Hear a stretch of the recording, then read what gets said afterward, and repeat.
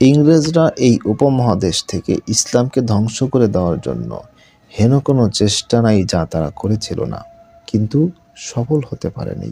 এরপরে দেখতে এই যে আমাদের মতোই হুজুর, কিন্তু লেসপেন্সার, বেঈমানদের লেসপেন্সার, মোনাফেক, তাদেরকে বলল যে এই কই ইসলামের তো কিছুই করা সম্ভব হচ্ছে না, ইসলামের কোনোই ক্ষতি করা সম্ভব হচ্ছে না, আরও বেশি ইসলামের জাগরণ হচ্ছে, কি করা যায়? তারা বলল যে স্যার, এভাবে ইসলাম তো মিটিয়ে দেওয়া যাবে না, মাদ্রাসা বন্ধ করে, মসজিদ বন্ধ করে, বরঞ্চ মাদ্রাসা আরও চালু করতে হবে। তো কি মাদ্রাসা চালু করতে হবে? যে দেখতে মাদ্রাসার মতো মনে হবে, কিন্তু আসলে ভেতরে থাকবে আপনাদের সিক্রেট সিলেবাস। তারা তারপর আলিয়া মাদ্রাসা তৈরি করলো। আলিয়া মাদ্রাসার ভাইরা রাগ হবেন না, আমিও আলিয়া মাদ্রাসা থেকে পড়াশোনা করেছি, কিন্তু বাস্তবতা স্বীকার করতে হবে।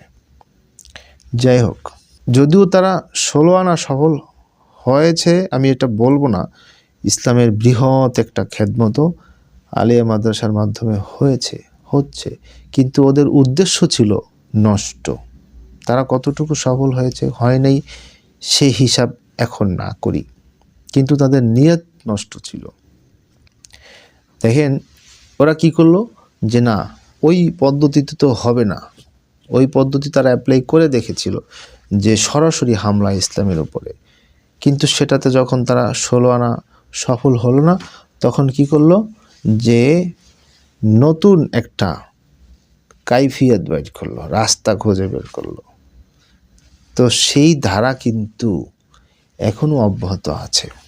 যখন সরাসরি ইসলামকে আঘাত করা যাচ্ছে না, বা যেইখানে যাচ্ছে না, বা যেই জোনে সরাসরি আঘাত করলে কাজ হবে না, সেই সেক্টরে কিন্তু তারা বিকল্প কি আছে ব্যবস্থা, সেই ব্যবস্থাটা অ্যাপ্লাই করে থাকে। তারই আসর করেছে তাবলিগ জামাতের উপর।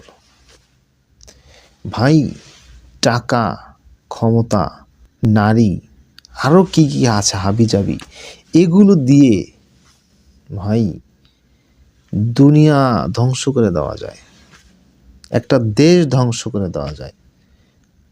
হ্যাঁ, একটা দেশ ধ্বংস করে দেওয়া যায়, এগুলোর বিনিময়ে একটা দেশ কিনে নেওয়া যায়। একটা মানুষের মূল কি? একটা মানুষের মূল হলো সততা, তাকওয়া। আর এগুলোর শত্রু হলো কি? লোভ। একটা মানুষের মূল পাওয়ার হলো ঈমান, মূল পাওয়ার হলো তাকওয়া, মূল পাওয়ার হলো তাওয়াক্কুল। এগুলোর মাধ্যমে সে পৃথিবীর সকল শক্তিকে পরাজিত করতে পারে, সকল পারে যদি আল্লাহ চাহে। আর এই শক্তিকে পরাজিত করতে পারে একটা জিনিস, সেটা হলো লোভ। লোভের মধ্যে যা পড়ে আর কি, লোভের মধ্যে যা পড়ে, লোভ এমন একটা ধ্বংসকারী জিনিস, ধ্বংসাত্মক জিনিস। তাবলিগ জামাতের এই অগ্রযাত্রা, এই সাইলেন্ট রেভলিউশন তারা মেনে নিতে পারেনি, কাফেররা এটা মেনে নিতে পারেনি কোনো মতেই। এখন কি করতে হবে, যে এই তাবলিগকে দুটি ভাগ করে দিতে হবে, তাহলেই তাদের মেরুদণ্ড ভেঙে যাবে, তাবলিগের অগ্রযাত্রা থেমে যাবে।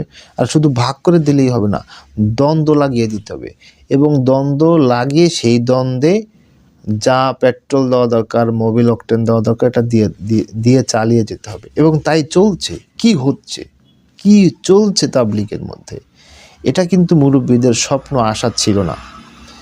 কারা এর পিছনে দায়ী, কারা এর জন্য কাজ করে যাচ্ছে, তাদের হয়ে কাজ করে যাচ্ছে, তাদেরকে কিন্তু আল্লাহ ধরবে তওবা না করলে, ফিরে না আসলে। কিসের বিনিময়ে আমি, কিসের বিনিময়ে, কি দরকার আমার? আল্লাহ তো আমাকে আখিরাতে দেবে না, আমার এখনই দরকার। কেন? কি শিখলেন তাবলিগে গিয়ে? কিন্তু যারা ইসলামকে নিজের কলিজার টুকরা সন্তানের চেয়েও বেশি ভালোবাসে, তাদের কিন্তু কষ্ট হয়, রক্তক্ষরণ হয়।